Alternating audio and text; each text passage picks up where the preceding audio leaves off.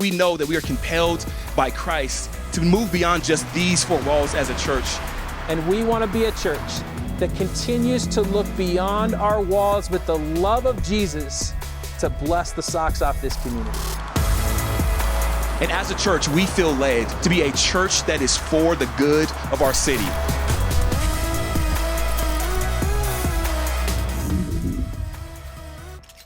It's good to see you.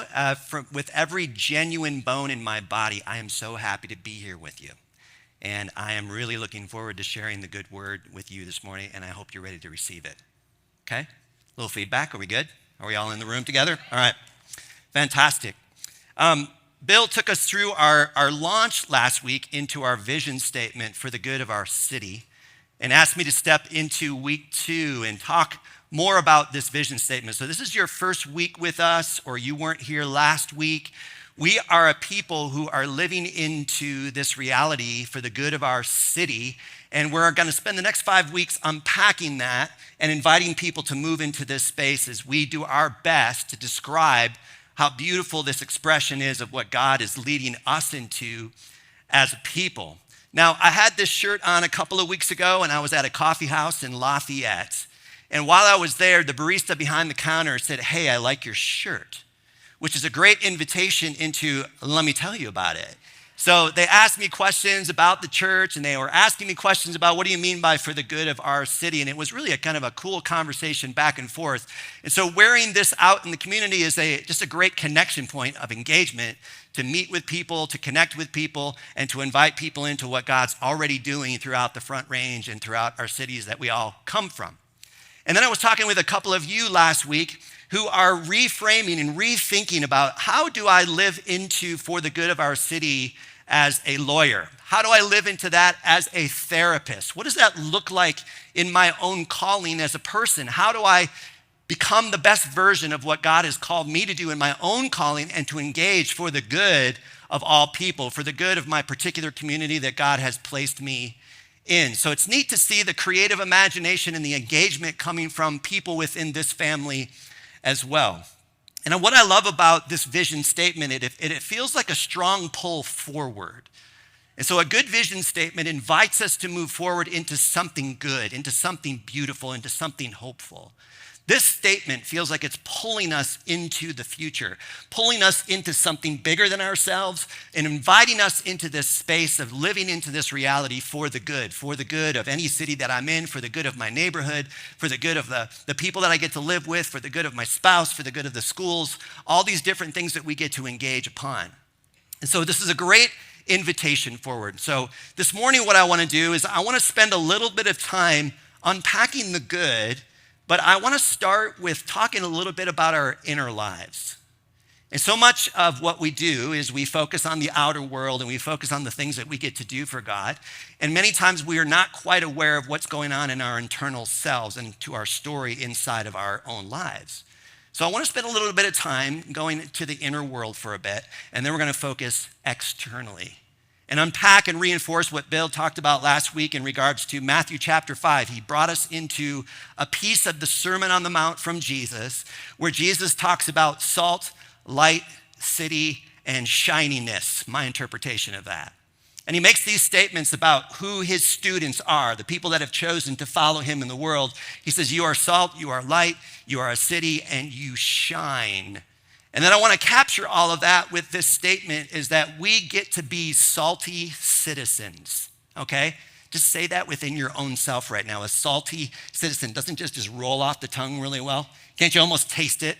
Like a salty citizen. What is a salty citizen and what does a salty citizen do in this world and what do they look like and feel like? How do we experience them? So that's where we're going this morning. So let's jump into the inner story for a moment. And I want to read something to you to capture your attention. Now, according to cognitive neuroscientists, we are conscious of only about 5% of our cognitive activity. Sit with that for a moment. 5%. So most of our decisions, our actions, our behaviors, our feelings, the things that we're experiencing in the eternal world depend on 95% of brain activity that goes beyond our conscious awareness. It's quite striking to me. It's as if we're running on programs or we're running on loops. All of this stuff is already kind of installed in the back of the mind or in the unconscious or subconscious way of thinking. It's like if you ever had an experience where you reacted to something and you stand back and go, what in the heck was I thinking? Anybody in the room ever have that moment? Again, like, are you aware of what you're actually thinking from time to time? And when you step back and go, what was I thinking? Why did I say that? Why did I react that way? What was going on inside of me that caused me to respond or react or overreact in that moment or to say those things that I didn't even know I was capable of saying? Let me give you a couple of examples. So when you first learned to drive your car, you were hyper aware of this 6,000-pound vehicle that you were driving at, let's say, 80 miles per hour on the freeway. You were we don't do 80 here? Is that how it works? I got a little like pushback on that. 80 miles per hour, where are you people driving? I'm like, my experience on 36, is 80 slow? No, it's fast. People go faster than 80? Jenny, like 95 for you? What do you drive? Like, slow down just a little bit. So when you first learned to drive your car, you were consciously aware of this vehicle that you were operating, and depending on which parent taught you to drive, the stress level would be really high or really low, right? Because one parent freaks out and the other parent is really relaxed, or whoever taught you how to drive. So you're like hyper aware, but as you learn how to drive over and over and over again, it's like it gets hardwired into your mind, and then you're just kind of running on a program. So let's say you're in a car, you're with a good friend, you're driving down the freeway at 95 miles per hour, Jenny. Okay, it's like a missile going down the road, and you're having a conversation with a very good friend.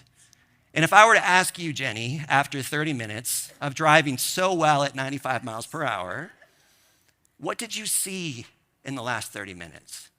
Would you be able to tell me? Would you be able to say, yeah, I saw this, and this? No, most likely not.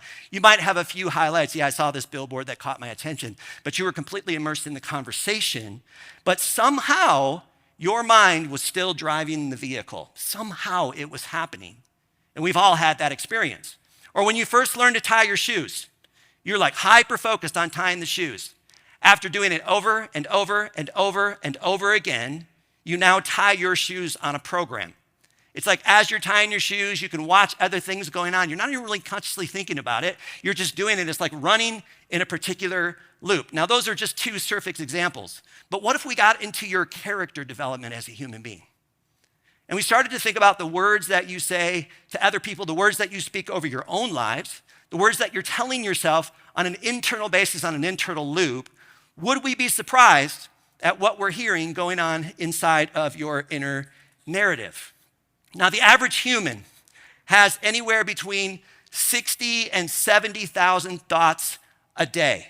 That's a lot of thoughts that are rotating through our mind and shaping who we are and forming who we are as people. Of those 60 to 70,000 thoughts, 80% of those thoughts are negative. Are you with me? 80%. Have you ever received like 10 affirmations and you get one criticism, and what do you latch onto? You latch onto that negative statement, that moment. Why is that? Why is the human heart like when it comes to affirmations or loving words, it almost becomes like Teflon. And when you hear something negative or a criticism, it becomes like super glue and just latches onto that. And that goes into that rotational loop over and over and over again. 80% negative. And then 95% of those 60 to 7,000 thoughts are the same thoughts that you had yesterday and are just on a repetitive loop. Do our thoughts matter? Absolutely. They shape a lot about how we see reality, how we experience life, how we experience the world, just constantly going through our minds. So let me ask you a couple of questions. Are you paying attention to what you're paying attention to? Are you focused? Are you paying attention to the lines and the words that you're speaking over your own lives? Are you aware of what's going on? And are you aware of the reality that you are living out of a story every day? And who's defining that story? Who's telling your story? Is it coming from you? Is it coming from God? Is it coming from other people? What's going on in the internal world? So I want to focus on for the good for a moment and just stop there. For the good. That's our vision statement. Externally, for the good of our city, but for the good for a moment, and let's take it to the inner lives and see what's going on inside of us. Now, whether you are in on this Christianity thing, you're in on the Jesus thing, you're like, I'm all in with Jesus, or you're here going, I'm just kind of exploring right now, I'm looking at it, I'm considering it, I'm just standing back and observing what Christianity is in today's reality.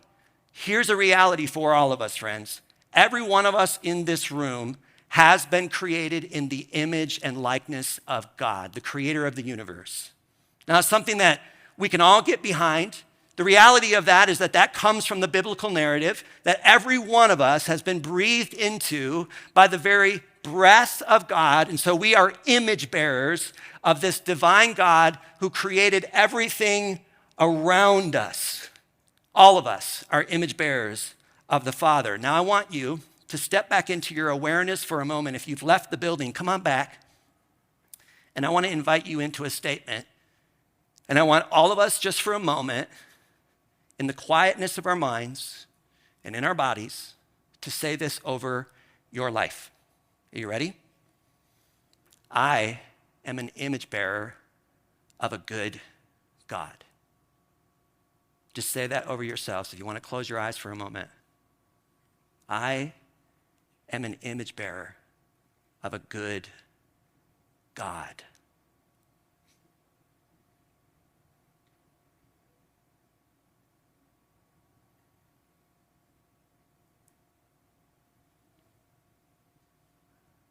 Let that set on you, in your mind, in your body, in your soul. I'm an image bearer of a good God. And if you notice right below that statement, it comes out of Philippians 1:6. It says, he who began a good work in you will complete it. Now, this is coming from a devout Jew who is steeped in Old Testament imagery and language and theology and understanding. And as he's writing this letter to a group of Jesus followers, he pens these words that he who began a good work in you will complete it. He who began will complete. Now, where would a devout Jew be pulling from a bigger story? Going back in the Old Testament narrative, I think we go back all the way to the beginning in Genesis chapter 1, when God is creating the universe, creating order out of disorder. And we see in Genesis chapter 1, in this beautiful poetic expression of God's good creation, God begins to move into the disorder and create order. And every move that God makes, as God begins to create, he steps back after the first stanza and his first initial move towards creation. And as he begins to layer this down, he steps back. And what does God say? This is good. And then he creates again, and he steps back, and he observes and said, this is good. And then he creates humanity in his very image. He steps back and looks at humanity and creation. And what does God say about all of it? It is very good. Very good. All of that created order, God steps back and says, this is very good. Now, I want to invite you to say this over yourselves right now in the quietness of your own mind. I am an image bearer of a very good God. I am an image bearer of a very good God. And let those words move into your very being. This God always completes what this God begins. That's the nature of God. This God completes what this God begins. That means, friends, that your story is not over.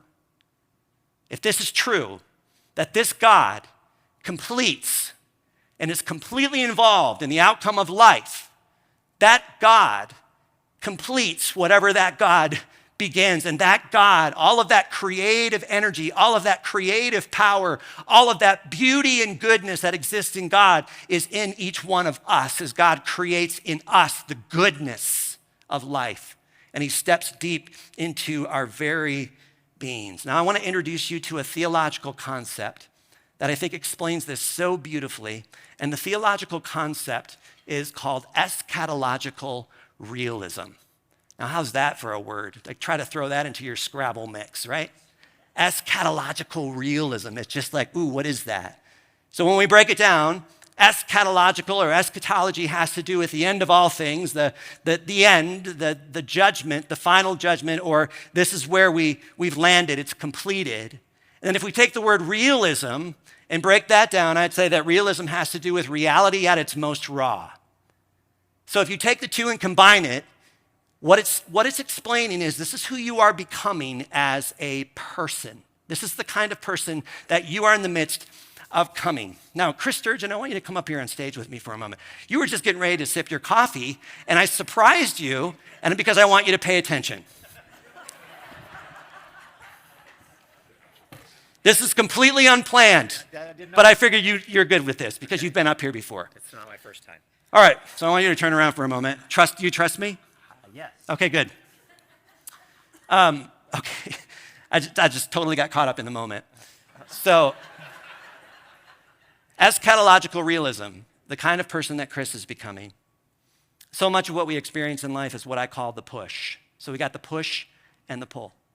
And so much of what happens in life is that we get pushed through life by two culprits, guilt and shame. Guilt comes along and pushes, and shame comes along and pushes us. Do you like being pushed, Chris? Not particularly. Yeah, not particularly. Guilt is tricky. Come back over here with me, Chris. Guilt feels manageable. Guilt is, I've done something wrong. I think I can make it right. Guilt, if you don't have a seared conscience, hopefully it's inside of you at some point. And that guilt comes along and says, yeah, we might have to do something about that. I made a mistake, but I think I can make that right. Shame is tricky because shame comes along and says, yeah, you made a mistake. That's because you are a mistake. Shame comes along and says, yeah, you failed. You want to know why? Because you're a failure. Shame's questions come along and say, Chris, what's wrong with you? How do you answer a question like that? So many things. Where do I begin? Shame has a way of cloaking us in all kinds of should language, that I have to do certain things. Shame comes along and just heaps more and more on us. The shoulds, and all of those shoulds begin to pile up and create what I call a pile of duty. You're with me, aren't you, Chris? Yeah, you know where this is going. Yeah. And what I say to the shoulds, and what I say to shame, and what I say to all of you, including us, is, friends, stop shoulding on yourselves. Stop it. Because it's piling up and it's not creating beauty and goodness in your life. And we talked about it in the song that we sang this morning, that your way is better. Break off all the ties of the old religion. Break off all the traditions because your way is better. Your way is better. And what eschatological realism does, and what I think Jesus does, is that he invites people forward. And so instead of the push, what I see Jesus doing is pulling forward in love. And the pull is much more invitational, isn't it, Chris? Yeah, that was more pleasant. Thank you, Chris. You can go sit down now, yeah. Yeah. Now you can have a sip of your coffee, my friend. Broke the stage. That's okay. So that pull forward into beauty, into goodness is the surrender. That's the invitation that Jesus gives us. And Jesus sees each one of us and says, this is the kind of person that you're becoming. Jesus doesn't should on us. Jesus doesn't condemn us. Jesus doesn't say, you have to do this. Jesus takes the shoulds and turns them into coulds. He takes the have-tos and he turns them into get-tos. And it's a completely different motivational factor. And that's what Jesus does, is he pulls us forward in love. And as we get pulled forward in love, we're becoming more and more the people that God has created us to be in the surrender of love. And so Jesus invites us to move forward, and he begins to speak words of life over our very being. I was standing in the back corner just before the service began, and Peggy, where's Peggy? Peggy, are you in the room? Peggy, raise your hand. Peggy spoke a blessing over me. And it was like I felt like I was being pulled into something. It was like words of life being spoken over my life. So thank you, Peggy, for doing that. It felt like a pull forward. And that felt like Jesus to me. And that's what Jesus does, is he pulls us into beauty and goodness. And if you think about what Jesus said to his students last week as Bill took us through Matthew chapter 5, verses 14 through 16, Jesus makes these declarative statements over his students, and his students haven't even done anything yet. And what he said was, you are salt, you are light, you are a city, and you shine. They haven't even done anything yet. And he begins to make these statements over them, declaring who they already are, helping them to remember their future and where they're going. You're salt, you're light, you are a city, and you shine. You're salt. That means you're a healing presence in the world. You enhance and you draw out beauty around you because that's the nature of salt. You are light. That means that you are drawn to darkness. You don't hide from it, but you move into it.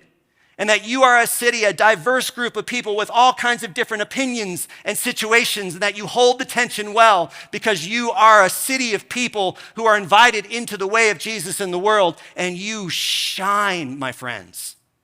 Have you ever been around somebody who shines and you just feel the essence of who they are leaking out of them, and you're like, I don't know what it is about this person, but there's something so extraordinary going on inside of them that I feel drawn in by the love and the power of Jesus.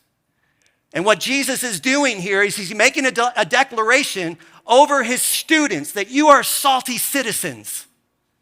Salty citizens engage with the world.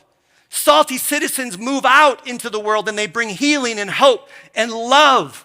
Salty citizens are people whose lives are so aligned with who Jesus is and what Jesus says that they're filling the earth with goodness because they can't help to do anything else because of who they are. Imagine when an entire community of people align with Jesus. Imagine the saltiness that comes out of that community. All the way back in Genesis chapter 12, God comes to this couple, Abraham and Sarah, and says, through you and through your family line, I'm going to do something about all the chaos in the world. Through your line, through your seed is going to come the one that's going to redeem all of creation and make it new and set people free and bring healing and pour it out over people's lives. And through you, all nations will be blessed. All nations will be fortified. There is goodness that will come through your family, and an entire nation is birthed, the nation of Israel. And then the nation of Israel, as they learn to live into their saltiness, because these truly are the first salty citizens to walk on the face of the earth. And God begins to move in goodness through them to show them this is what God is like in love and goodness and pulling people forward. But every once in a while, this community of people forgot who they are. They forgot. They weren't paying attention. And they lost the plot. And along the way, if you go through the whole biblical arc, you'll see that these folks forgot who they were. So in 597 BC, something tragic happened to the nation of Israel. Babylon comes in and ransacks Jerusalem and takes 10,000 of their entire community and brings them into exile. 10,000 people captured, brought into exile. 10,000 of their best citizens, the artists, the leaders, the shapers of culture, the educators, the best of the best, and brought into captivity. And then as these people are learning how to live in captivity with this nation of Babylon, who's an evil nation worshiping false gods and different ways of looking at reality and life, all of these false prophets begin to rise up within their ranks. And they say there's basically two options that you have, and we're going to invite you to go with option number one. And the two options that the false prophets gave to this community was you can separate or you can assimilate. You got to separate yourself from the culture. Do not engage. What I envision with that is like taking a pile of salt and just putting it in the cupboard. No need for it. Just keep it there, hidden away. Y'all just be salty together, hidden away. To separate yourselves, because we don't want to become like the culture. And that's the assimilation piece, that we assimilate and then we just become like the culture. We lose our saltiness. There's nothing that really defines us because we're just like everybody else around us. And so those are the only two options. And then God brings up Jeremiah. And Jeremiah provides a third way. And he talks about the essence of what it means to be a salty citizen. And check out what Jeremiah says to the people as he begins to speak on behalf of God. He says in 29, verse 4, "This is what the Lord Almighty, the God of Israel, says to all those I carried into exile from Jerusalem to Babylon." Observation, who brought them there? God. Not Babylon, not King Nebuchadnezzar. God brought them there, led them there into exile. I mean, try to get your brain wrapped around that.